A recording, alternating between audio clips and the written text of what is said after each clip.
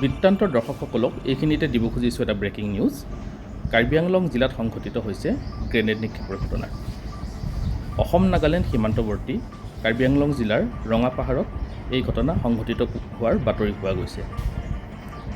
জানিব পৰা মতে যোৱা নিশা প্ৰায় 8 বজাত কোনো দুৰ্বৃত্তই গ্ৰেনেড নিক্ষেপৰ ঘটনা সংঘটিত কৰিছে। প্ৰাপ্ত তথ্য অনুসৰি ৰঙাপাহাৰ ৰেল ষ্টেচনৰ সমীপত ৰেল লাইনৰ ডাবল ট্ৰেক নিৰ্মাণৰ কাম সম্প্ৰতি চলি আছে আৰু উক্ত ডাবল ট্ৰেক নিৰ্মাণৰ কামত ঠিকাদাৰী প্ৰতিষ্ঠানে তাত শিবিৰ পাতি নিৰ্মাণ কাৰ্য চলাই আছে আৰু সেই ঠিকাদাৰ প্ৰতিষ্ঠানৰ শিবিৰলৈ লক্ষ্য কৰিয়ে যোৱা নিশা প্ৰায় 8:30 বজাত কোনো দুৰ্বৃত্তই গ্ৰেনেড নিক্ষেপ কৰে। সৌভাগ্যক্ৰমে গ্ৰেনেডটো বিস্ফোৰিত নোহোৱাৰ ফলত কোনো লোক হতাহত হোৱা নাই যদিও ইতিমধ্যে ঘটনাটো কেন্দ্ৰ কৰি শিবিৰটোত ব্যাপক আতংকৰ পৰিৱেশে বিৰাজ কৰিছে।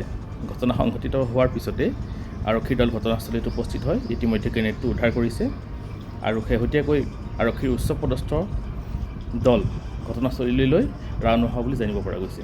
দৰ্শকসকলক পুনৰবাৰ জনাব খুজিছোঁ এটা ব্ৰেকিং নিউজ যে কাৰ্বি আংলং জিলাত গ্ৰেনেড নিক্ষেপৰ ঘটনা সংঘটিত হৈছে। অসম নাগালেণ্ড সীমান্তৱৰ্তী ৰঙাপাহাৰত এই ঘটনা সংঘটিত হয়।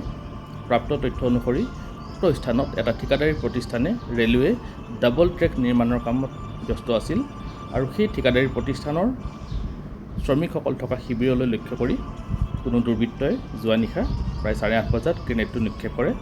সৌভাগ্যক্ৰমে উক্ত গ্ৰেনেডটো ইতিমধ্যে বিস্ফোৰিত হোৱা নাই আৰু তাৰ বাবে কোনো লোক হতাহত হোৱা নাই। ইতিমধ্যে ঘটনাটো কেন্দ্ৰ কৰি এলেকাটোত আতংকৰ পৰিৱেশে বিৰাজ কৰিছে আৰু ঘটনাৰ তদন্তৰ বাবে আৰক্ষী উপস্থিত হৈছে।